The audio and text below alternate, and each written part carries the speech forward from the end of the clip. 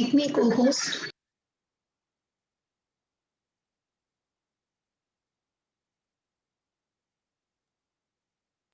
Can we start, ma'am? We'll wait for a minute. Make me co-host. HP.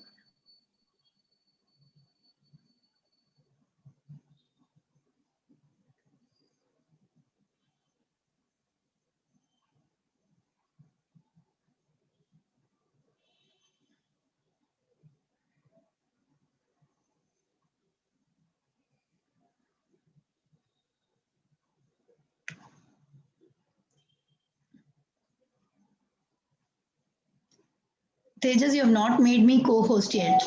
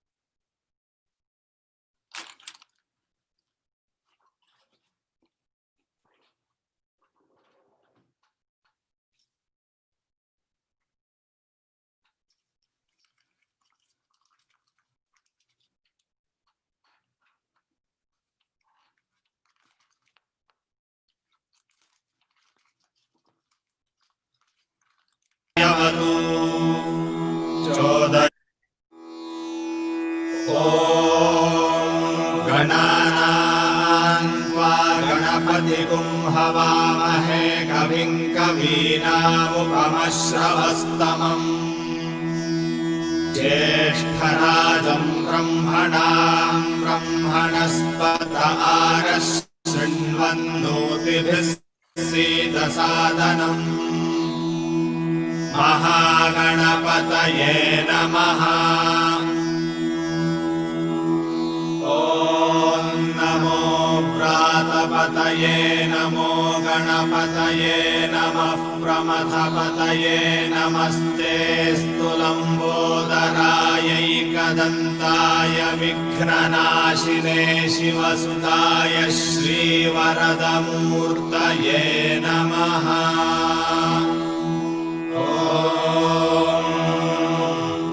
प्रणो देवी सरस्वती वाजेभिर्वाजिनीवती धीनामभित्र्यवतु चोदयित्री सुनृतानां चेतन्ती सुमतीनां यज्ञं दधे सरस्वती वाग्देव्यै नमः।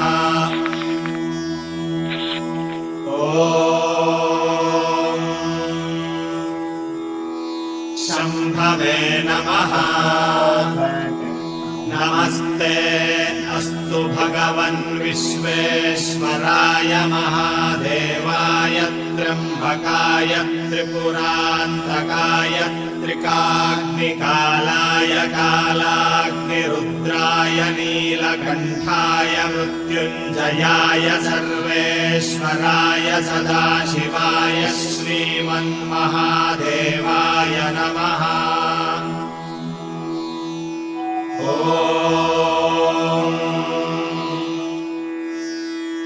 ये अर्वामुतमा पुराणे वेदं विद्वागुंसमभितो वदन्त्यादित्यमेव ते परिवदन्ति सर्वे अग्निं द्वितीयं तृतीयं च हगुंसमिति यावतीर्वै देवतास्ताः सर्वा वेदविधिब्राह्मणे वसन्ति तस्मात् ब्राह्मणेभ्यो वेदविद्भ्यो दिवे दिवे नमस्कुर्यान्नाश्लीलङ्कीर्तयेदेता एव देवताः प्रीणाति।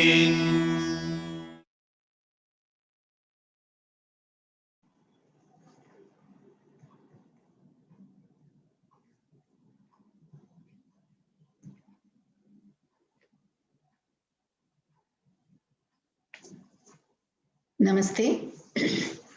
A warm welcome to all our friends who have joined on third day of Chitta Shuddhihi Navaratri celebrations, along with Sattva and Nirakula Yoga.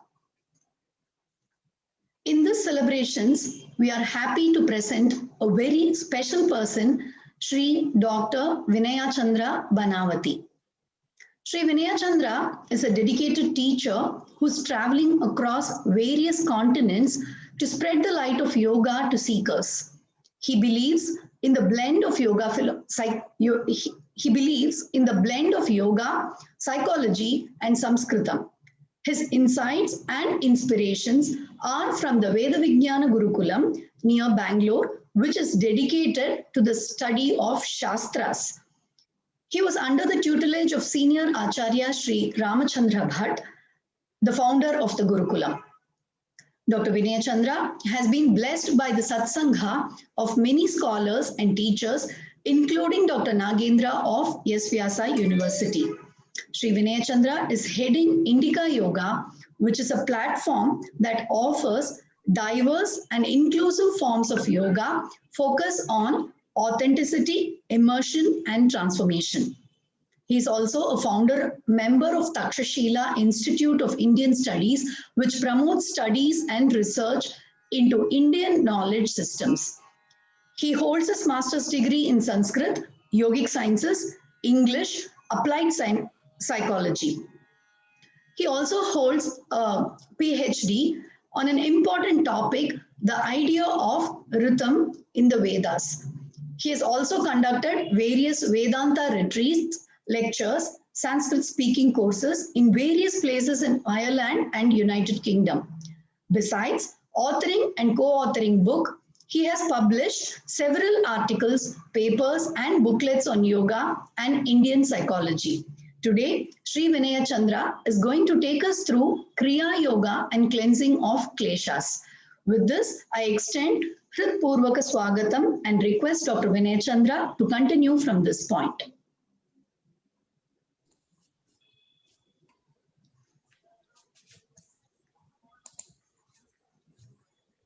Namaste. Sabhaye Namaha. Hasadbhyo Namaha. At the outset, I would like to congratulate Nirakula Yoga and Sattva for this wonderful initiative. 9 days of Navaratri offers us a unique opportunity to immerse into something that we cherish dearly, seeking light and freedom. And through this program of Chitta Shuddhi, 9 ways of cleansing or purifying one's own mind, in fact, that is the most important process that one needs to do, and any festival in the Indian context is actually aimed towards this end. How can it lead towards developing better insight about one's own self, one's own nature, and perhaps wherever it allows to transform it and to better it. So that is the whole purpose of bringing it as a part of the lifestyle in the Indian tradition. So festivals play that important role. Sometimes we get distracted with the external presentations and get carried away, but events such as these, programs like these, like the Chitta Shuddhi, allows us to once again reconnect and rekindle the very purpose of what the festivals are originally planned and designed for. So I congratulate the team once again. And before we commence, we already started with the invocation of Ganesha, Devi, Shiva. We'll also add on to the list with Patanjali because we are immersing in 9 days of various aspects of Patanjali's Yoga Sutra. So we'll start with an invocation, a common invocation that most of us would be familiar with. So wherever you are, just sit comfortably with your eyes closed. Take 3 deep breaths. Gather yourself. Bring your awareness to your breathing.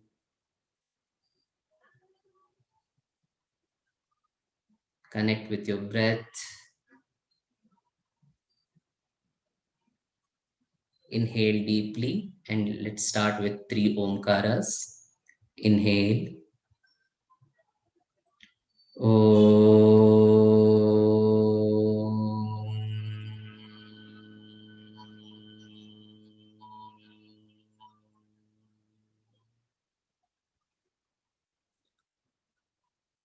Once again, inhale deeply.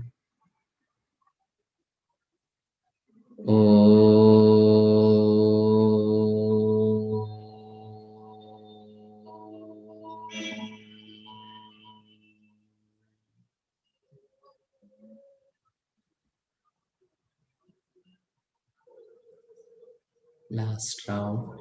Inhale.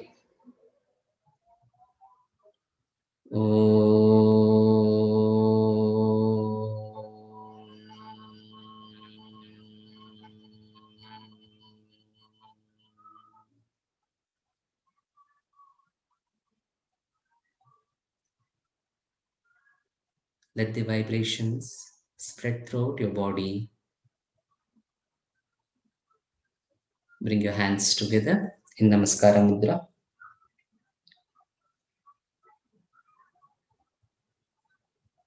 Focus your attention towards Sage Patanjali, who has gifted us, gifted the whole world, a wonderful treatise, a universal book that gives insight into our own mind, into our very nature of existence. With gratitude towards him, Yogena Chittasya Padena Vacham Malam Sharirasya Cha Vaidyakena Yopakarottam Praparam Muninam Patanjalim Pranjaliranatosmi Abahupurushaakaram Shankhachakrasiddharinam Sahasrashirasam Shvetam Pranamami Patanjalim. Om Shanti Shanti Shanti.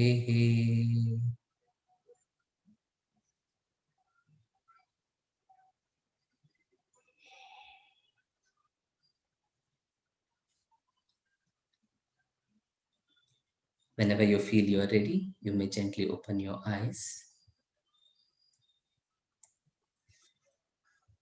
We'll make use of this opportunity to dwell a little bit into the text of Yoga Sutra, since it's a continued study that's happening over 9 days. There are various aspects that we will be looking into.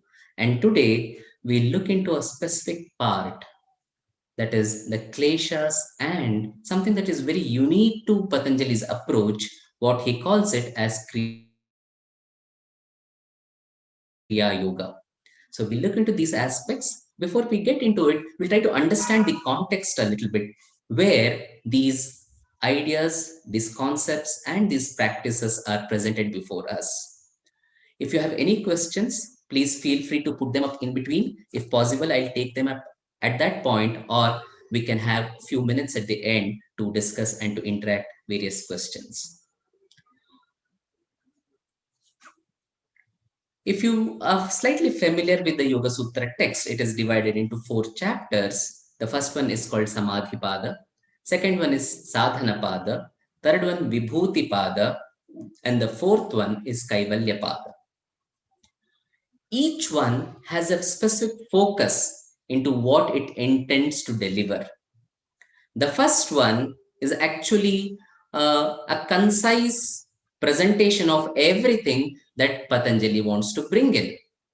So that's where you have the Samadhi Pada. It starts with the definition of yoga. The very second sutra defines what yoga is. And then the sutras have a very beautiful way of unfolding things. In fact, maybe at some other point we can take up a deeper study of the Yoga Sutras, the entire text. But if you just look in the second sutra, after introducing yoga as Yoga Chitta Vritti Nirodha, he intends to define and explain each one of the term that is presented there. So it becomes incumbent upon him to describe what is Chitta, how it functions, what are the vrittis, how do they operate, how many of them are there, and finally, what is Nirodha, how do you attain a Nirodha, and what are the various stages of Nirodha. So first chapter is nothing but this one. If you find anything else present, it is brought in as a part of further explanation wherever it is required. I'll just give you one example and then move forward.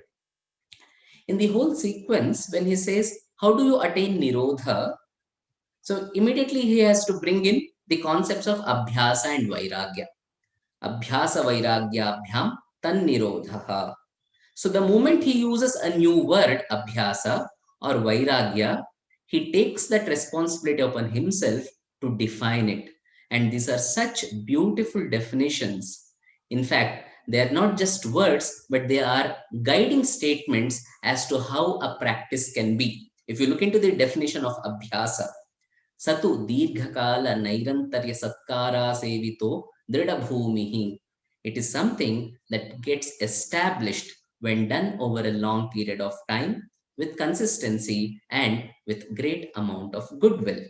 So in this way, he uses every available opportunity to explain something further, finishes the loop and continues with the original thought. In fact, the last 2 sutras or the last of the sutras that you see, where you have Tasyapi Nirodhe Sarva Nirodhat Nirbija Samadhi, the last one of the first chapter. There also, that is nothing but the further explanation of the last term of the second sutra, that is Nirodha. So what is the highest state of Nirodha that is attainable or possible is where he arrives at the end of the first chapter. So this is how the whole first chapter, even when the concept of Ishvara is brought in, that is not just brought in because he is interested to describe Ishvara. There is a context that unfolds. When that context unfolds, when the ways of attaining samadhis have to be explained, there he brings in Ishvara, Pranidhana, Dva. Therefore, there is a need to define Ishvara there. So in this way, the whole of first chapter focuses on samadhi, which starts with the definition of yoga and culminates with samadhi. And there is a linear unfoldment of thought. But however, wherever any further explanations are required, he just forms a shorter additional loop completes the subject and gets back to the sutra and continues that with that original thought. So this is how the first chapter is presented before us. And while writing the introduction to the first chapter, Vyasa, one of the foremost commentators on whose work we entirely depend upon to understand the Yoga Sutra text, because as you know, sutras are very short statements. They're cryptic, they could be mystic, so it's very difficult to understand them in themselves. You need a further explanation, and that's where Veda Vyasa or Vyasa pitches in. Many times people say it is the same Veda Vyasa who has written Mahabharata or who has composed Puranas, but many scholars do not opine so, because there is difference of language. I mean, the nature of the language that has been used, the phrases, the contextual references. Because of this, it appears to be Vyasa, who is a much later personality compared to Veda Vyasa. That doesn't matter for us at the moment. What matters to us is how he helps us to explore, to unravel this wonderful text, wherein he writes, all of us, none to the exception, operate at different levels of our consciousness. He starts with something called Kshipta. These are called as Chitta Bhumayaha, Chitta Bhumis. So Kshipta is the first one. Kshipta, Moodha, Vikshipta, Ekagra, and Niruddha. These are the 5 stages in which we operate with our levels of consciousness. So what are they? The first one, Kshipta, is a highly distracted stage. The distraction is so much that mind finds it incapable for even few seconds to focus on something meaningful. The rajas, the quality of rajas is completely active and it is totally supported or pushed, nudged by the quality of tamas. Therefore, it could be even destructive in nature. That is Kshipta Bhumi. Most of us find ourselves in this level. Going further, we have something called Moodha. Moodha state is where rajas recedes a little bit, but tamas takes over. There is a high level of ignorance.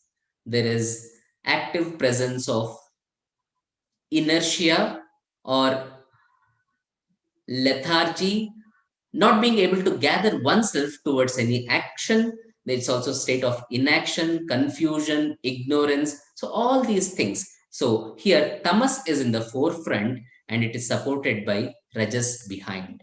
This is the second state, what he calls as moodha. And the third one is vikshipta. Though kshipta and vikshipta appear to be similar, it is qualified by a prefix called vi.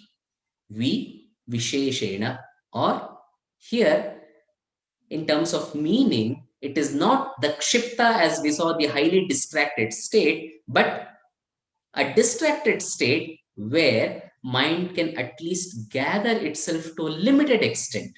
So it can come together, but just it can again get distracted and get completely spread. So this is the vikshipta state.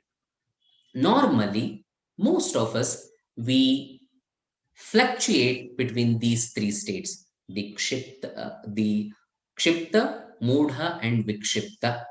And then comes the ekagra state, where there is one-pointedness, one-pointed awareness, focus is all possibility. That is the 4th state. And finally, with continued practice of one-pointed awareness, where everything else dissolves and there is absorption in the highest self, that is niruddha.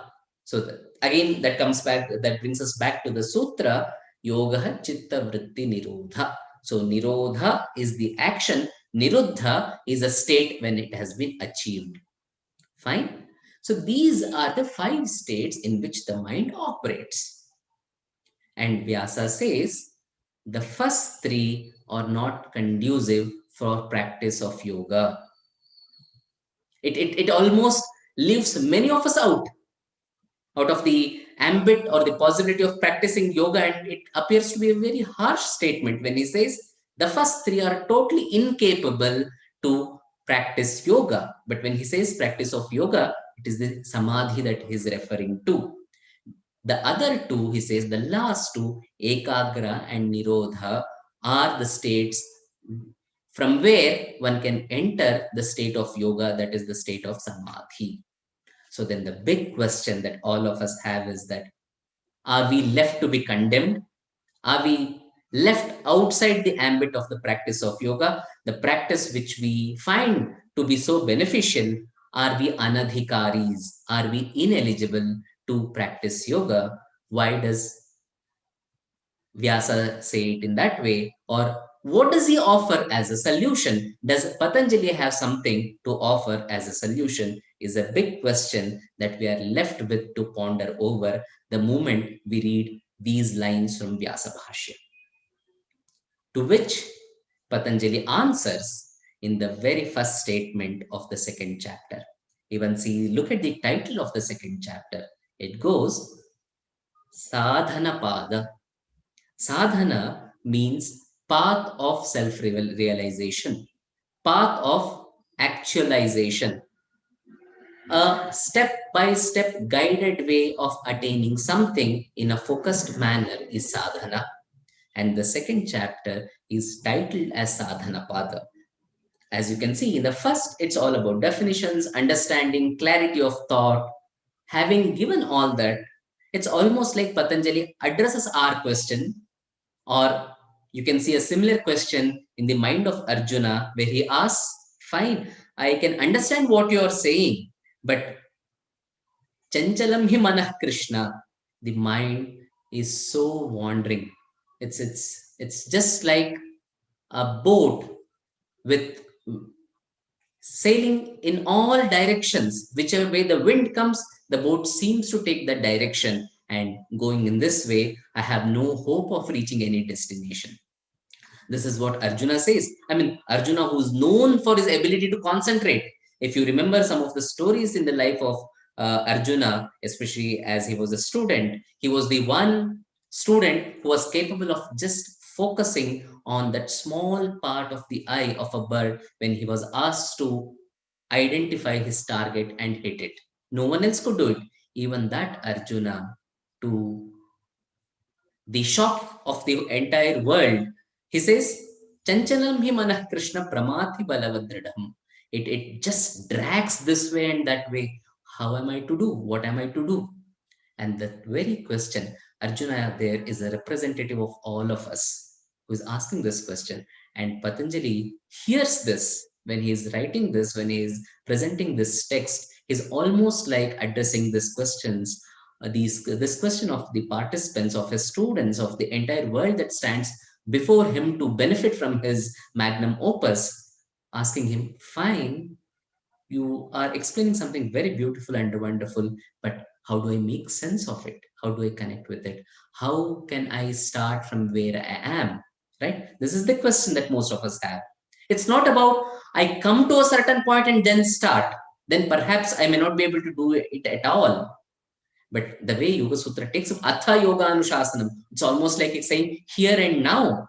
Having said here and now, if my position is not recognized, if I'm not given a helping hand from the position that where I am to reach the destination where I need to go, the test would have become absolutely useless, and I shouldn't have any hesitation to throw that text or any source to a dustbin if it were not to help me in my growth and progress. In fact, seen in this way, none of the Indian texts are dogmatic in nature. They don't ask you to trust them. They ask you to experientially verify whether it works for you or not. If this works, it's fine. If this doesn't, try something else. You listen to the lecture of Jairamanji on the first day on Chitta Parikarma. I mean, 7 different ways through which you can bring out the Chitta Prasadanam. What beautiful concept and an idea and an approach. There is no uniformity that is being cast on all of us and to say, this is the only way, this is the only God, this is the only path that you need to follow. No, go to hell with that idea. It very clearly says, understand where you stand. Understand your coordinates, and recognizing your coordinates, that is where you need to begin with. Don't ever compare your position to anyone else. This idea is so beautifully brought about in the very first few sutras of the second chapter. It says, Klesha Mulaha Karmashayaha. Starting from the Kleshas, everything that you experience in your life, Jati Ayu Bhogaha, the life, the experience, the longevity of life or the longevity of the experience, everything is determined or influenced by the kleshas and the actions that flow out of these kleshas. So this being the case, each one is carrying one's unique baggage behind them. My baggage is completely different from your baggage. There's no way that I can understand your baggage. The circumstance might be similar, the external expression might appear to be similar, but they could be completely different. Just to give you an example, if we are in a race of relay and going through several rounds, and an onlooker comes in between and he's watching, it is very difficult for him to say whether the person in the track 1, track 2, track 3, going on the same rounds. Maybe person in the track 1 must be just completing first round, where this person in this track 2 might almost have finished the track round 2 and been in the same position as the track 1. So we never know what one's coordinates are, what someone's starting point are. Therefore, Patanjali offers us beautiful tools starting from the second chapter to identify ourselves, to understand our positions, and to start from there. And in that context, he introduces what he calls as Kriya Yoga. And Kriya Yoga is presented in just such a short sutra. Hardly it takes, if you look at the sutra, Tapaswadhyaya Ishvara Pranidhanani Kriya Yoga. Only 2 terms. Of course, there are many words, but grammatically, if you see, it has only 2 words. Tapaswadhyaya Ishvara Pranidhanani is one complex word, and similarly, Kriya Yoga is the second word. So in just 2 words, he offers us something very beautiful. In fact, whatever you see later as the Ashtanga Yoga or the other schools of yoga that you are familiar today as Jnana Yoga, Bhakti Yoga, and Karma Yoga, all these are nothing but elaborated commentaries on what Patanjali offers us in just one sutra as Tapaswadhyaya Ishvara Pranidhanani Kriya Yoga. So we look into what Kriya Yoga means. He says the presence of these 3 practices. Tapas, the first one. We'll look at what the word tapas could mean. Tapas, Swadhyaya, and Ishvara Pranidhana.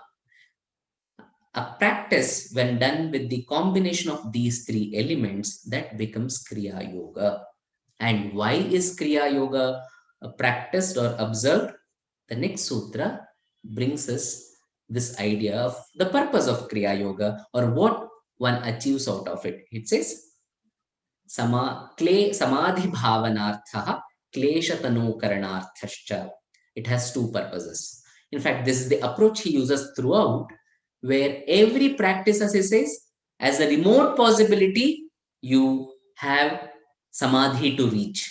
So each step, see the beauty of it, each step is not just a step that has come in the way just as a help, but it is a purposeful practice which also aids in reaching the highest. So therefore, each and every intermediate step also becomes very important.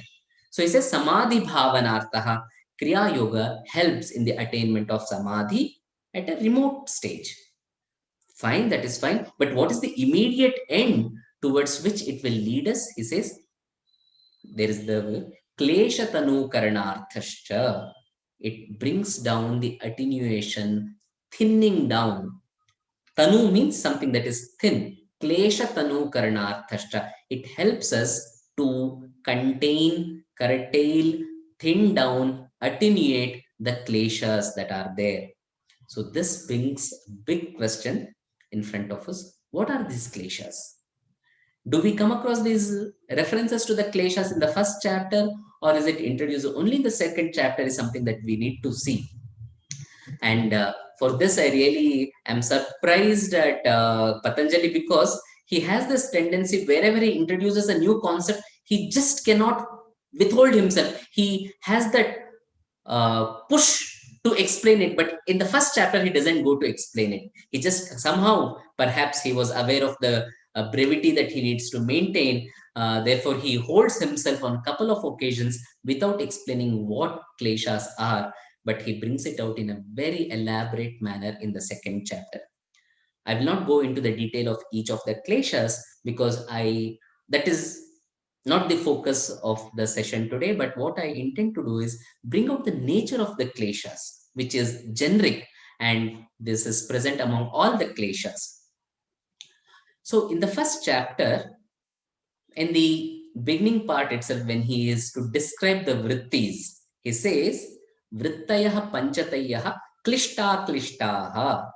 Vrittis are of fivefold in nature, and they are either klishta or aklishta. Can you see? He has already brought this in the very fifth sutra. Okay, when he says, after defining yoga, Nirodha is attained, then he says, then the seer reside in his own true state. And in the fourth sutra, he says, when the Nirodha has not happened, the drashta or the seer is in the identified state. After this, he brings in the vrittis are five, and they are of twofold nature, that is klishta vrittis or aklishta vrittis. So they could be dense vrittis. I mean, I'm just trying to give a functional definition of the term klesha. The vrittis, the modifications of the mind, can be completely dense, that is klishta, completely dense and either subconscious or unconscious, that is the klishta, or they could be aklishta, non-dense forms of modifications of the mind. So the vrittis can be whichever vritti it is, whether pramana, viparyaya, vikalpa, nidra and smriti, which one, you take anyone, they can either be the klishta vritti or aklishta vritti. So he has already brought in the concept of klesha. And later again, he brings in the idea when he is speaking about Ishvara, such a beautiful definition. Perhaps it is, I hope it might be dealt in one of the sessions that are to follow by someone in next few days. Klesha karma vipaka ashayehi aparamrishtaha purusha visheshaha ishvaraha. One who is untouched by kleshas, the dense patterns of the mind, karma, the actions, the residues of those actions, and the vasanas that emerge from the residues of the action. So anyone who is not limited by these four, again, is a beautiful thing to understand and dwell deep into this aspect. Klesha, karma, vipaka, ashaya. One who is untouched, one who is not limited by these four is an Ishvara. This is just understand and appreciate the definition of the Ishvara, which liberates the concept of Ishvara from any dogmatic understanding as someone who sits above and judges everyone. It has nothing to do with such kind of an Ishvara or God. It's a God, it's a person, Purusha Vishesha, a special person who has already walked this path and who has liberated himself from the chains that drag all of us down. The kleshas drag us down, the karma drags us down, the vipaka pulls us down, the ashaya pulls us down. These are the four limiting factors. Any action that I undertake in my life generally are either determined if I am completely ignorant, or at least to a great degree influenced by these four. But just imagine if every of my action that flows out is completely free from all these, how free a personality I could be. This is the promise that Yoga Sutra holds. And in order to understand and appreciate and bring it into practice, he brings these ideas in the very beginning of the second chapter, where he defines what are the kleshas. So that's where, after said, the Kriya Yoga is helpful to attain samadhi at a later stage, but immediately to cleanse your kleshas, to attenuate your kleshas. So then what are the kleshas? Okay. So he says there are the 5 kleshas, starting from avidya, asmita, raga, dvesha, abhiniveshaha. These are the 5 kleshas. Again, this would require a complete detailed exploration over at least 5 days to look into each one of the kleshas and how they operate psychologically. I will not go into that part, but what I want to bring your attention to is these kleshas. Maybe I'll take a minute to define it further at this point here. We saw vrittis initially. Vrittis are the waves or the modifications of the mind, right? The generic patterns of the mind are called vrittis. And here we come to the word klesha, and klesha means a dense and complicated pattern of the mind. What was simple in the vritti form has become highly complicated, jatila. They just get all over the place, and not just get all over the place, it has entered into a deeper level. So from the conscious level, it has now come into either subconscious or unconscious level, and that's where they operate. We are not even aware that they are present, yet they are like the strings that hold and control the movement of the kite. If kite is the mind that is trying to fly and thinks it to be free, it is actually this string that is held beneath our surface mind, and that it gets controlled by them. And that is nothing but klesha. So there are 5 different expressions of klesha. I will not be going into them, but the 5 different kleshas have 4 different levels of operation. See the depth in which Patanjali brings out what we today identify as depth psychology, right? And this is brought about in very one sutra, where he says, avidya kshetram uttaresham, that avidya, ignorance, is the fundamental of all the kleshas, which is at the starting point, and from there emerge each one of the kleshas. From avidya comes asmita. Avidya is ignorance, asmita is false identity, raga is clinging or the seeking or the desire or attachment, and dvesha is the other binary of the clinging, that is aversion from what threatens its existence. And lastly, it is abhinivesha, this intense clinging for life. Okay, one might ask, what is wrong in it? Is all these things not about life? Then why is clinging to life is a negative concept? Of course, yeah. If I were to explain this just as clinging to life, then your question is valid, but that needs further exploration. So for the time being, we'll keep it aside. But see the sequence. Ignorance covers our true nature. From there emerges false identity. I'll just give one example, but I won't spend time.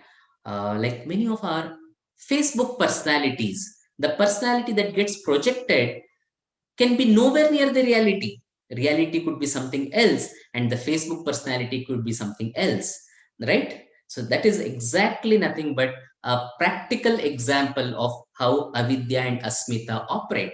Avidya covers our true identity, what is vast, what is absolute, what is the ever expanding, the loving part of our personality that gets covered, unfortunately, and a false, always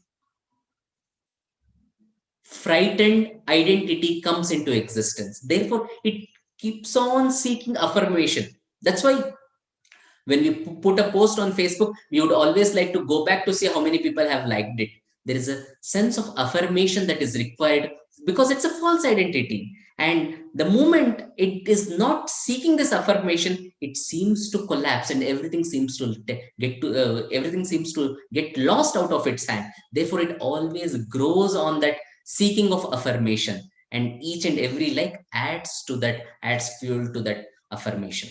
Therefore, so that is asmita, and the moment asmita is there, you have these two binary expressions of raga on one side and dvesha on one side, and naturally everything that threatens this existence is feared or frowned upon, and that's where you have abhinivesha, that intense clinging to this false identity, not to my larger identity. It's almost like a drop of water when falling into the ocean is afraid that I am going to lose my identity. But what it must have forgotten is that I'm actually expanding my identity as large as an ocean can be. But that whole idea is not present. All that it fears is, okay, I'm going to die. I'm going to lose this identity because that's all that I have, right? So that is asmita. Anyway, forget, we'll not go into the details, but it's a beautiful workshop to explore each one of the kleshas and to see how they operate. So coming back here, he says, avidya kshetra muttaresham. The avidya is the basis of all the kleshas, and then they act at four levels: prasupta, tanu, vichinna, and udara. Prasupta level, that is where the kleshas are present but completely dormant. You don't even know they exist. I mean, just reflect on those occasions where you have had some strong feelings towards a person. You have not encountered that person for a long time, but he or she is there in front of you, and the moment you see them, all those raw emotions are brought into surface to the extent that you are not even aware. I mean, personally, to give this, it might be a little strange or odd, but this is what it is. I mean, whenever I find a stinking toilet smell, okay, I mean, smells, the olfactory is connected very strongly with your memories, past memories. If you want to observe, the moment I get this smell, I'm reminded of my school days. I mean, my primary school days where it was, we were all just put in like sheep in a small building, and everything was there. The classrooms were here, the staff room was just some partition, the toilets were there, and there was the smelly toilets. So even, I mean, that's not there in my active mind. I don't remember my school days, especially the primary school days, with, I don't recall it that often. Yet a smell comes in from nowhere, and immediately mind is transported for, I mean, scores of years behind. And that is exactly what prasupta means. The kleshas, such strong residues of previous experience, they get densed, they get into a pattern, and they enter or they remain dormant at somewhere. And the moment there is a trigger, they just come to the surface, right? And that coming to the surface, the full-blown stage is what Patanjali calls as udara. What is active at the moment? If I'm speaking to you, if I'm addressing you, then if there is this active need to get myself appreciated, get to see how many people write what kinds of comments. So if that klesha is active, that is what is udara stage. It is active, it is present, it is at the conscious level. So what is beneath, well beneath the conscious level is prasupta. They exist, they have power over you, but at the given moment they are not active. If there is any trigger at any point, full boom, they can come and just completely take over you. So that is prasupta. But what is active and full in a fully blown up position, that is udara. Something has been udara, but for a time being, something else takes over. For those of you who are familiar with the Shakespearean dramas, you can see an intense story unfolding, something dramatically unfolding. And there he introduces what he calls as a tragic comedy. Okay, right? Where some characters who are not directly related to the unfolding of the plot, yet they come in, they make some silly statements, or they just jump around or do something. Of course, it also contributes to the larger plot, but yet at the time being, there's some comic relief that is being brought into that present moment. So what was in Udara stage gets interrupted for the time being. That is, something else takes over. It's almost like the clash of anger has been leading over me. It is just present all over me. And I turn my face around and I see a baby smiling there, and immediately a sense of pleasantness sets in. If at all it sets in, then for that time being, anger is interrupted with the pleasantness, right? So then when it is interrupted, that is called vichinna state. So you have prasupta, udara, and vichinna. Prasupta is completely dormant, subconscious or unconscious. Vichinna, udara is completely full blown, full active, and you're conscious. Vichinna, where you are conscious, but that is not active at the moment. So these are the three states. I'll say about the fourth one, but these are the three states in which all our patterns of the mind operate, the dense patterns. And this would be a beautiful exercise to look into what is taking over me at this point of time, and where was it? Was it the part of my prasupta? Was it part of my vichinna? Was it part of my udara state? And to understand this and work with this would be really a very practical approach. That's why the very first thing that Patanjali wants us to do when we start into the acting world, of course, you had Chitta Parikarma, where you try to see how just to calm down the mind. That is one level. But actual intense action begins, the positive action begins with Kriya Yoga. And why are you doing Kriya Yoga? Because you have to deal with the Kleshas. Unless I have dealt with the Kleshas, unless we attempted Chitta Shuddhi at that level, this is the series of Chitta Shuddhi. So Chitta Shuddhi, Chitta is, one example that you can try to understand Chitta is this, like the onion with peels and peels covering it over in all directions, and many layers and layers of it, right? And the action, that cleansing has to happen at all these levels. And that's where cleansing of the kleshas becomes so important. Therefore, you need to understand that kleshas operate at these four levels. We have seen only three, that is prasupta, udara, and vichinna. But in the previous sutra, you can see Patanjali saying the purpose of Kriya Yoga is to attain samadhi and also thin down the kleshas, klesha tanu karanarthascha. You need to bring it down to the state of tanu, only then you will be able to deal with it. So that means, that implies you can't deal with the klesha when it is in the prasupta form. You can't deal with the klesha when it is in a fully blown out, that is the udara form. You cannot deal with the klesha in its interrupted or vichinna form. Then which form would you deal with? The tanu, prasupta, tanu, vichinna, udaranam. That is the fourth state, the tanu state, in which you can actually deal with the klesha, and that is possible only through the practice of Kriya Yoga. See the connections here. So what is this tanu state? The thin down, the attenuated state of the kleshas. So if I have to put them in a checkbox, fine. One is whether it is active or not, whether it is conscious or not. These are the two items under which I can check it. So the first one, that is prasupta, I can say it is neither conscious nor active at the moment. Vichinna is conscious and not active. Udara is conscious and active. I check both the boxes.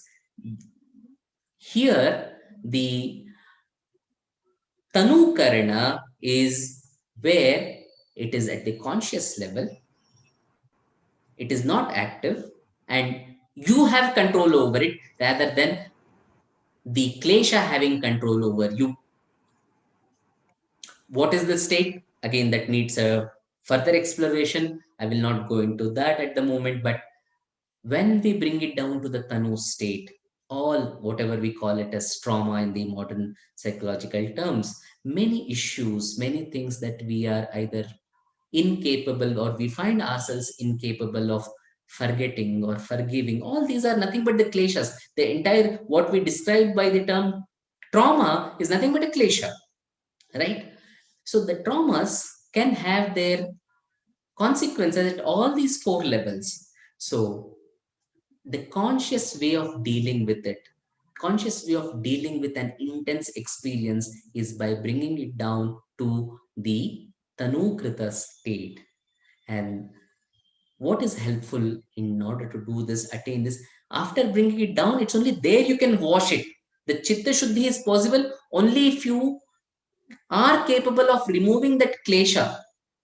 One can avoid a klesha for long and you don't even know it exists, but it can hit you intensely at some point, and perhaps it would be very difficult for us to come out of the hold of the klesha at that moment. Therefore, there is a continuous need to cleanse ourselves. And how do we cleanse? By moving the prasupta to prasupta or udara or vichinna, whichever states they are in, to the tanukrita state, and the practice of Kriya Yoga is helpful here. So then, what is Kriya Yoga? How do we understand? I'll just take a few more minutes and present it, and then we can take up any questions after this. So coming back to the first sutra of the second chapter, it says, Tapas Swadhyaya Ishvara Pranidhanani Kriya Yoga. You might be familiar that these words, these practices are also part of something else that comes later. You have one of the sessions on yamas and niyamas, which are part of Ashtanga Yoga. And under niyamas, you have these three coming again. But there it is a smaller, relatively smaller concept. And here it is relatively a larger concept, what we are trying to understand here. In fact, this sets the path for everything that follows in the second chapter. Even Ashtanga Yoga is in a way the commentary on the Kriya Yoga itself, I would say. And this is a unique contribution of Patanjali. So we need to look into it. It says these three are helpful to deal with your kleshas. So kleshas are the dense patterns of the mind. They are present at four different levels. Of the four different levels, three are difficult to deal with. You need to bring to the fourth level, the tanukrita state, to if you have to deal with it. And in order to bring the kleshas to the fourth level, the dense patterns into this level, then what is helpful is the practice of Kriya Yoga, which is defined by the practice of three components: tapas, svadhyaya, and ishvara pranidhana. Tapas. Tapas is a very common word that we are all familiar in the Indian context. Generally, the moment the word tapas is uttered, you get an image of a person who is taken into an ascetic life, perhaps to the extent of torturing or mortifying his bodily existence. Tapasvi, someone who has a long beard, his ribs and all coming to the forefront, someone who is torturing his body. This is a generic concept that is present in the Puranas or in the folk understanding of what tapas or tapasvi could be. But here, tapas, I mean, the way it has been offered to us, we definitely understand that this cannot be limited to this particular concept. It might involve a part of it, but here it is a much larger concept than what it is. We'll have to understand the root of the word or the meaning of the word in Sanskrit. So tapas means, or it comes from tapa, that is the root, which means to heat up something, right? And see how organically these ideas are connected. In order to bring about transformation in anything, heat is so much necessary. For a mango to become a mango, it needs to undergo that ripening, and ripening happens in the sun, right? So sun, the fire, the light, these are the process through which heat is gathered, and that heat allows things to purify and transform. There is nothing that cannot be put into heat and that is not purified, right? One of the various means of what we call as revisiting or recycling is by putting it through the process of fire. I mean, even what do they do with the body once the prana leaves the body? You put it into fire so that it just disintegrates to various components and gets back to the whole ecosystem, right? It can be done with any of the elements, but of all the elements, where a very effective transformation and purification takes place is through fire or heat. Cooking takes place because there is heat. I mean, anything in this universe, if a transformation has to happen, there is a need to have the element of tapas. And that's where you have tapas as the first component that is introduced in Kriya Yoga. And what is this tapas? This is a practice that uses your will. Human will in the Vedic wisdom is always referred to as Agni, the fire, right? And what is the nature of fire? It is just unput downable. Even if you put it down, it has to gather itself and burn up. That is the nature of fire. And that is why it is equated to human will. This strong aspiration to take this ascent up towards its origin, to its source. That is the nature of our human internal will that is present there, right? So this gathering of the will, igniting the human aspiration to seek, to go beyond what the beyond the holds of the comfort zone and to reach to a higher state, that is tapas, a focused action, a conscious action that one takes up in order to purify oneself, in order to transform oneself, is tapas. And that might include foregoing some of the luxuries. I mean, it's very difficult for us to sometimes distinguish between needs and necessities and luxuries on the other side. We get confused and then all the problem or the troubles start. But once we are able to have this viveka, then letting go of things which are not your needs, that is a practice of tapas. That could be in terms of bodily comfort, that could be in terms of the comfort of your palates, that could be in comfort of your lifestyle. So first and primary thing as a part of tapas is regaining control of your life, igniting the will, and working on your lifestyle. Because these are my primary tools that I have: the body, the breath, and the mind, to which I need to work. And if I have to work, they need to be at least in a good functional condition. And if I have to do it at the bodily level, it should be healthy, right? And lifestyle contributes towards that. So tapas can mean many things, but for us as a practitioners, at the first step, taking control of your life, like that is will. Okay, I will not be a victim of the situation. Of course, there could be 100 other factors that might be ruling or influencing my life, yet I also have an important role to play. So understanding it, recognizing it, catching hold of that strand of thought and strand of power, that human element of human will, and working, taking control over one's own body and one's own being and one's own act of behaving, is tapas. And if it needs to forego some comforts to the extent of bothering your body, fine, that needs to be. That's why you can see tapasvis who went to some extreme extent because they were trying out, experimenting on some things. But that is not the way, or that's not the only way of doing tapas. But anything that involves putting a new conscious pattern in your life to overcome a subconscious or an unconscious dense pattern is tapas. Simple things: getting up early in the morning. If one has some other issues and needs to overcome, trying it out over 21 days could be a part of the tapas. If one has this tendency to speak, to gossip, then gaining control, making a decision that I will not do it. That itself it's also part of tapas. And having done that, then practicing the Vachika tapas as defined, explained in the Bhagavad Gita. You have different kinds of tapas that are presented there. So that could be one way of tapas. So in this way, putting what you can call as fences around you, the helpful fences, which allows me to not to get distracted, not to get wandering away. There could be small practices. One can start with the lifestyle, eating habits, speaking habits, and these are not just some big philosophical concept. It's something that I do every moment of life, every moment in my life.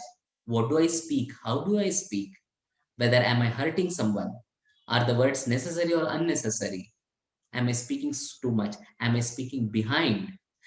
These are just some of the questions that one can put on oneself, and then that becomes Vachika tapas. Similarly, Daika tapas, am I indulging in unnecessary comforts? Is there something that I can let go or I need to let go? Is something that is holding me back from doing what I need to do? Is my fire not active enough? What should I do to kindle this power in me? So all this is part of the tapas, where you really ignite your will. So what we call as human phenomenon has three important blessings or components, which are our best tools to work on: will, intellect, and emotion.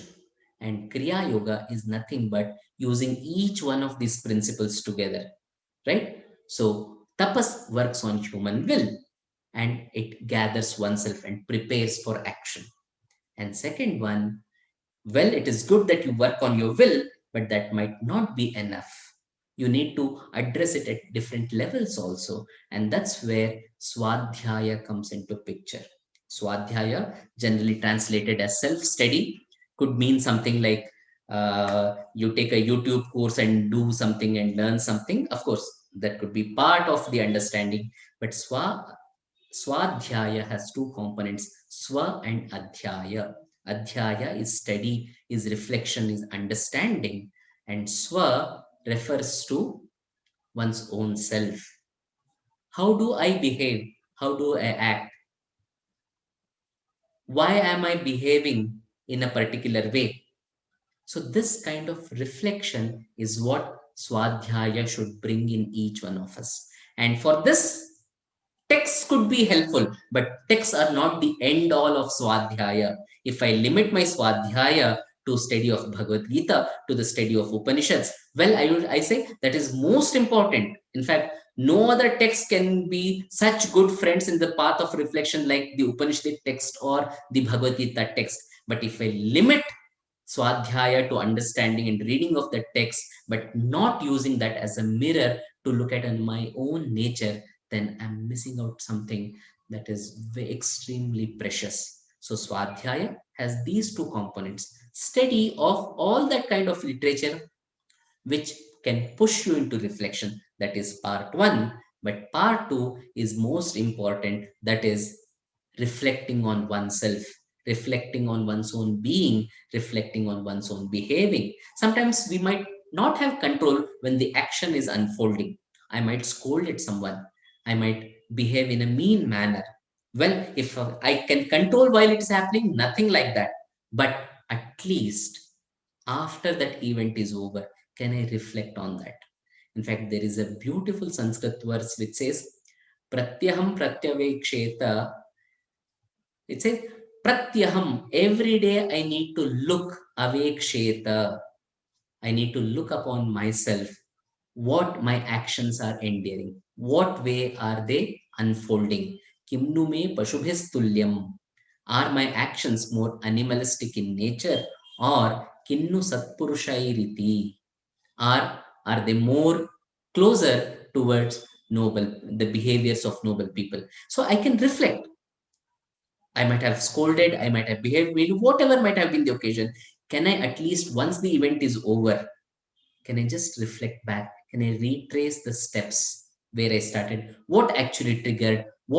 Can I understand what my triggering points are? If you can get an understanding of what your triggering points are, then you have an extremely helpful insight about yourself. Then you can choose what triggers you will let in, what triggers at what level you can avoid. It might take its own time, but at least start with the understanding. Then you can actually let you yourself to have the control over the situation rather than something else overpowering you. So that is where Swadhyaya is helpful. Using the power of your intellect, using the power of your discretion, that is Viveka, using the power of your reasoning to look into your own self. That is Swadhyaya. Of course, these two dimensions are there. Reading spiritual scriptures, texts, all these things are helpful. Fine, good, do it. If you think you can get wonderful insight about the human psyche while reading Shakespeare's dramas, I mean, I always find it. Fine, do it. That can be your Swadhyaya. But after that, will it lead to reflection on your own self? Can you bring what you have gathered there, what we call as transfer of learning? You have learned something there. Can you transfer it and use it as a mirror in understanding oneself? So this is using the second principle, the principle of intellect, the principle of viveka, the principle of discretion to gain insight about your own self. That is Swadhyaya. And then comes the third one, the last one, Ishvara Pranidhana. If you look, the amount of weightage that Patanjali gives on Ishwar Pranidhana seems to be unparalleled. In the very first sutra, in the first chapter itself, he throws it as one of the means of attaining samadhi. After giving elaborate, okay, this is stepwise step of doing attaining samadhi. Then at some point he says, fine, let go of all those things, forget those things, just surrender yourself to Ishvara, and then you will attain samadhi. And again, in the second chapter, in the very first sutra, he brings it. Again, later in the niyamas, he brings it. So in multiple places, he brings Ishvara Pranidhana. And here it uses the third important principle of human phenomenon, that is human emotions, or the affection aspect, the conative aspect. Like you have the component of action, the component of cognition, and the component of feeling, right? That is the third component, which uses the bhavana and to say and to recognize. Of course, my will can lead me to a certain level, my intellect can lead me to a certain level, but there are realms beyond these two as well. There is a limitation for human intellect. There is a limitation for human will too. So where you seek the presence of a higher force, and that higher force can be within, can be without, it can be inside or outside, it doesn't matter. But just the ability to connect to that larger force that is there all around and seek its benevolence, seek its grace, and help you to overcome your difficulties. In one of the places, Sri Aurobindo writes, especially when you're dealing with various parts of the mind, if you are in at the subconscious or the unconscious level, it's almost like the dungeon or what you call the patada, one floor beneath the surface level. And there you can keep on fighting with various dragons that are there. But some point it might be useful just to use a ladder and come up and then start working. You raise yourself to a different level of consciousness, and then half of it is already, half of the problems are already lost, and remaining half, with the light that you have brought into your system, then you can fight with it. And this is exactly what you see in the Puranic stories also. If you can connect back to what happened with Draupadi in the Kuru Sabha in the Mahabharata, the entire Gita and Mahabharata share this relationship. Bhagavad Gita is the philosophy, Mahabharata is the dramatic explanation, unfolding of that highest philosophy, right? Where you can see Draupadi latching onto the sari for a while. She's holding when Dushyasana is pulling it, but at some point she realizes there's very little that she can do at the moment. She just throws up her hands and says, Krishna, the powerful one, the higher consciousness to help her, because it is beyond her control at that moment. So she surrenders herself to the higher force, and then everything else is taken care of. So similarly, Ishvara Pranidhana is this offering oneself to the higher grace, the higher force, the higher consciousness, the light that is there all around, within and without. And this appears to be a very big concept, and most of us might even wonder that whether it is really practical for all of us or not. But the way it is presented and the way it is explained, be assured that this is one of the most practical things that all of us can do. It is not beyond our limits, right? In fact, that is easier than the other two. Intellectual dissolution of the kleshas could be problematic. Working through the will could be problematic, but offering yourself, inviting the higher one to help you, it's almost like throwing your parents, I am helpless at the moment, but I know with your power I am able to do this, I am able to overcome, please help me. The seeking, uh, like the way again Sri Aurobindo puts it, there are these two forces perpetually acting upon. One, the human will, the human aspiration to go up, and on the other side, the divine waiting for this human aspiration to be active so that it can descend upon the human and transform the individual and as well as the collective. So in fact, as all our text stories say, the divine or the higher one is waiting for us to throw out our hands and to seek its operation on all of us. So that seeking of help is what we need to do, and it is possible. And it can start with very small practices.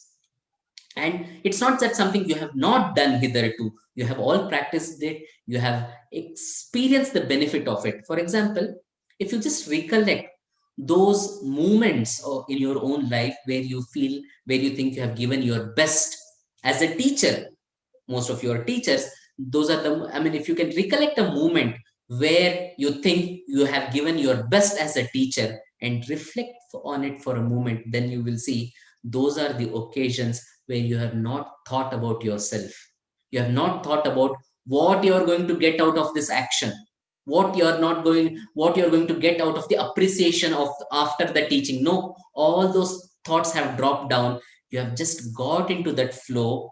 It's almost like offering or surrendering the fruit of action. You have just let go of it, and in those moments where you have let gone, that those are those beautiful moments where the best of you have taken over and it has come to its expression, right? And that is nothing but Ishvara Pranidhana. It could just start with this small surrendering of the fruits of the action, then surrendering the action and surrendering of oneself. So it has various stages, but all these things are possible. And when one can do it together using the human will, human intellect, and human emotions, all the three combined, that is Kriya Yoga. And with this Kriya Yoga, the kleshas are worked upon. So someone had asked the question about klishta and aklishta. Maybe I'll just connect to this and then conclude here. So this conscious redrawing of new patterns, conscious overcoming, understanding of the previous patterns, and conscious letting go of the earlier patterns is what Kriya Yoga is all about. Ashtanga Yoga can follow only when Kriya Yoga is present and active, right? So Kriya Yoga helps in attainment of Samadhi and attenuation of the Kleshas. And when the Kleshas get attuned, they become Aklishta Vrittis. So it's almost like there is a dense pattern, all different strands have got together, you have started untangling it. And in order to untangle it, you use these three different types of practices. Of course, they are all connected, they need to be connected. That is where you have Karma Yoga. Tapas is nothing but Karma Yoga, Swadhyaya is nothing but Jnana Yoga, and Ishwar Pranidhana is nothing but the Bhakti Yoga. So all the three come together, and then the untangling starts. and the klishta vrittis are now transformed into aklishta vrittis. And the moment they become aklishta vrittis, they are all almost like they do not, or they may not exist, or they might fall off in the near future. And that's the way to reach the niruddha state. And niruddha state is nothing but this state where you're not limited by your thoughts, you're not limited by the calculation of the mind, you're not limited by your past actions, but every moment is a free moment where you can draw from that infinite wisdom that is present all around and bring it to action to better one's own life and to better the lives of the people around us. So let this be an opportunity, the Navaratri be an opportunity where we can get into this mode of reflection. And it's a day long process. I mean, many years process, like we do with the gas vessels. It's not enough that you washed it one day. The very next day, you can see the layer covered over it. Again, one needs to keep on washing them, rubbing them. So it's a continuous process. It takes a long, long time, and then the chitta shuddhi happens. Then chitta almost, in one of the Yoga Sutras, it says, Maneheva, like a transparent, like a crystal, the mind becomes, so that it has this complete capacity to radiate the inner light and fill the whole world with that light. And yoga promises this bright, beautiful future. And I wish, I pray, and I offer my gratitude to all of you for being here, for exploring this beautiful concept collectively and bringing out the light. So thank you very much once again. And if there are any questions, maybe, and if the organizers allow us, we can spend a few moments and then we can conclude the session. Thank you very much. Namaste to all of you. Thank you, Shri Vinayachandra Banavati ji.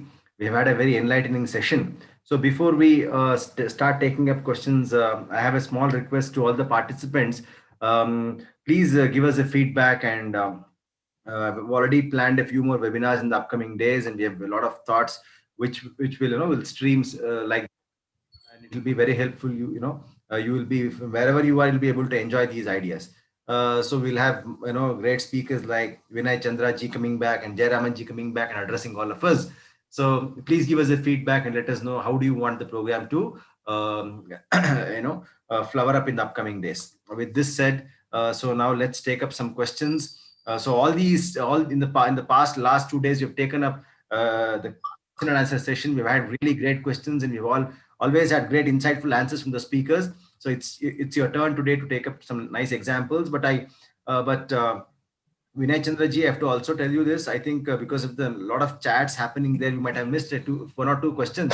One question I missed was this. Somebody has asked us to tell us how how does the Prasupta Klesha include past life, or does the Prasupta Klesha include past life Klesha? How to convert Prasupta into Tanu? This is one question already we have, and if you can answer on that, it'll be nice. So when we say about the Prasuptas, of course, they carry, it's a repository of all earlier experiences and the impressions left behind by intense experiences.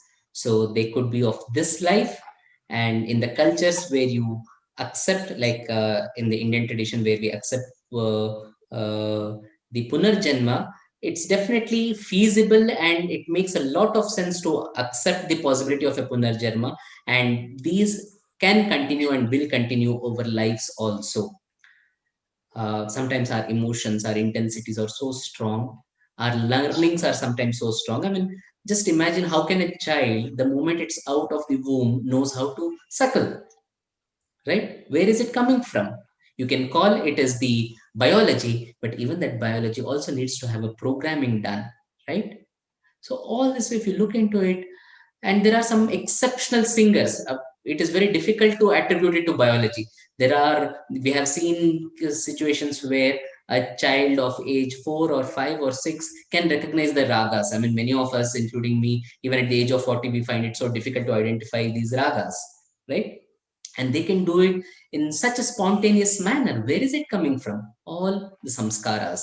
And the samskaras, they can penetrate over a lifetime or lives and lifetime. So all that is a possibility. It is a repository which has years and lives and lives of experience contained into it. The next question we can take up is this, asked by one lady, Smita here. Her question is there a way you can quickly tell us how the Kriya Yoga Parampara is related to the Kriya Yoga of the Patanjali? Okay, so there is one common modern tradition in the Paramahamsa Yogananda tradition, what they call as a practice of Kriya Yoga. Of course, most of these practices, whether you call it Kriya Yoga here or this Sudarshana Kriya, so you can see the word Kriya appearing because it has to be something practical, practice oriented in nature. Therefore, it might have the components of this, but there when we in the Paramahamsa tradition, when we use the word Kriya Yoga, it is a specific form of practice which includes breathing, meditation, and all those things. It's a combination of the practices. But here in the Patanjali, when he uses the term Kriya Yoga, it refers to the practical or the praxis of the yoga. Whatever we talk about the highest yoga philosophy, how do you put into practice? For this question, he says by Kriya Yoga. And the Kriya Yoga involves these three major components: working with your will, working with your intellect, and working with your emotions. So while working with the will, of course, body is also an important component. So if it includes working with your body, invigorating your will, and also bringing your focus or attention. See, any action, any practice where there is only Shraddha and then there is no need or there is no scope for awareness, then we actually are missing out on something, and that is definitely not line with our yogic tradition. If someone calls to only to have Shraddha to the extent of not bringing awareness. Shraddha can be there and it needs to be there, but Shraddha should also bring in or eventually lead towards awareness, and awareness should also lead towards Shraddha. So all these things have to become connected. Wherever we are asked to leave out something completely, then that is an incomplete practice, and that can have its own consequences, as we see in some traditions today. So one needs to be careful also. But definitely, the concept of Kriya Yoga in Patanjali is different than the practice of Kriya Yoga in the Paramahamsa Yogananda tradition. So we can take up one last question. So there is an interesting question here. Sir, how to let go things, especially if the triggering factors have been due to the extrinsic factors. So further, which is holding up the thinning of the kleshas. Patanjali says it needs to be done, but he doesn't say it is an easy thing to do. Yeah, as most of us would be struggling, trying to work it out. I'm sure all of us would be trying it in our own ways. But one thing we need to realize, like, would you let someone stay in your house without him paying rent, but you actually paying the price? It makes absolutely no sense, right? When any of these kleshas are led to control ourselves, you're ceding your space, you're giving away your space. They inhabit that space, they hold you prisoner to that experience, and then they take a toll on our own lives. This is something that we really need to understand today. There's a huge difference between the approaches of modern psychology and yoga psychology. In modern psychology, we have always been told that you are a victim of the situation, you are a victim of the past. One is the approach of a behaviorist school of psychology, the other one is the Freudian or the psychoanalytic school of psychology. And this dominates our culture. Therefore, you can often see posts on FBs and other places which are trying to say, oh, I have been victimized by people around me, by circumstances around me. I am carrying so much of baggage. Like this, there is a need to carry this victimhood, which is I don't know. Unfortunately, modern psychology has put us into that mode of thinking and being, which is completely unnecessary. All of us, to varying intensities, to varying degrees, would have undergone painful experiences in the past. But at least can I take a conscious decision not to be prisoner of it? It might come back, it might haunt me, it might trouble me. I'm not denying it. I'm not denying any of them. But why at least a conscious decision to begin with, that I will not be a prisoner? And this has worked. This is not something speaking on the air, thin air. To give you an example, most of you might be familiar or heard about the name Viktor Frankl. Okay, Viktor Frankl was one of the highly respected, reputed psychologists who has also come up with his own approach to psychotherapy called logotherapy. Logos means meaning. So he was helping people to find out the meaning of their existence or their being, and through that heal themselves. Okay. So theories can be fine, but just look into his own life. He was a person who underwent 4 concentration camps. All the 4, including Auschwitz.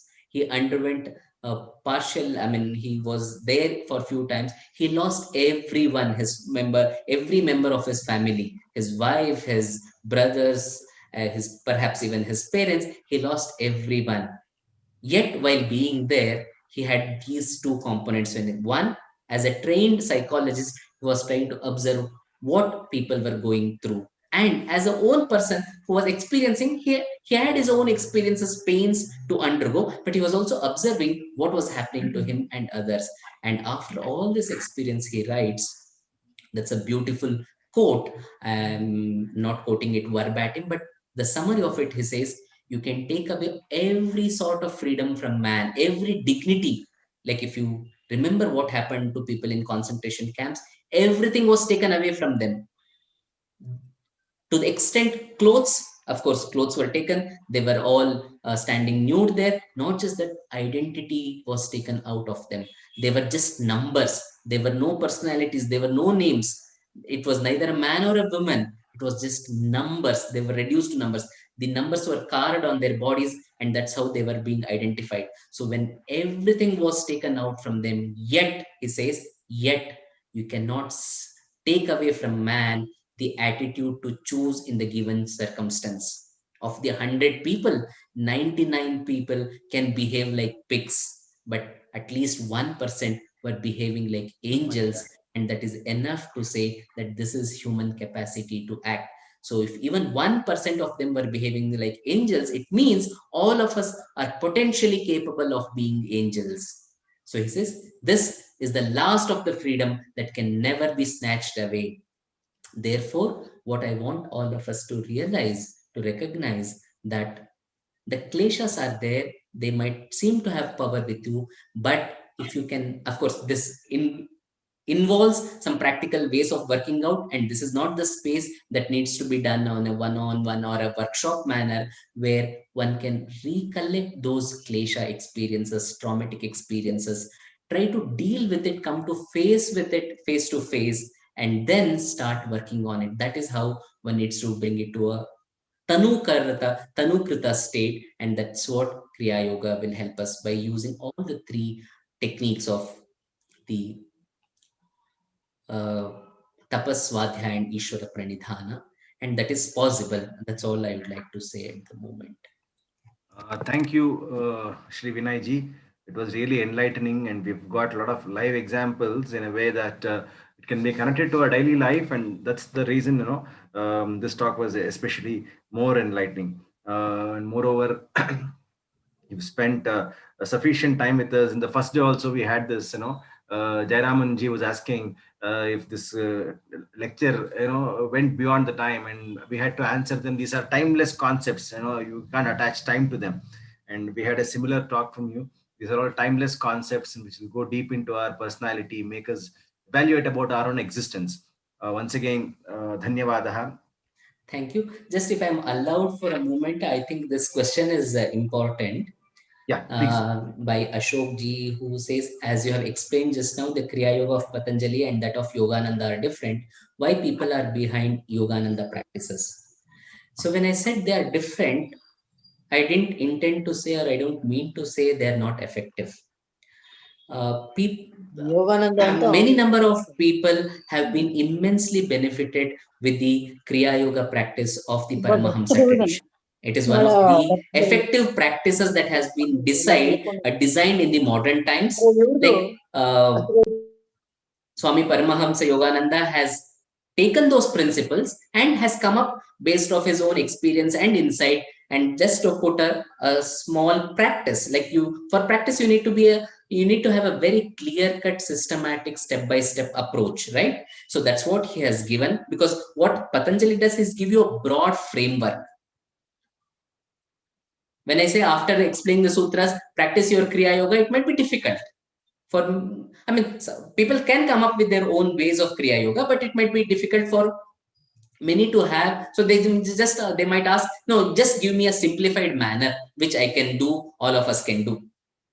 Almost as though in response to that approach, you can see the practice of the Kriya Yoga in the Paramahamsa Yogananda tradition, where it has been simplified. Specific defined practices have been given out for a specific time, because this is a big question that many ask. When you say, okay, so as a part of Swadhyaya, do japa, that is not enough.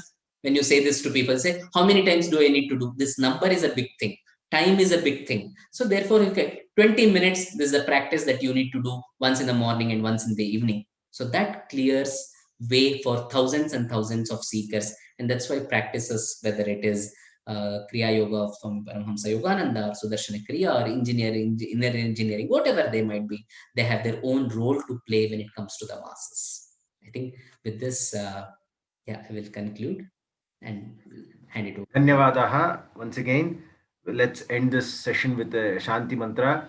Om Sarve Bhavantu Sukhinaha, Sarve Santu Niramayaha, Sarve Bhadrani Pashyantu, Ma Kaschid Dukkha Bhag Bhavet.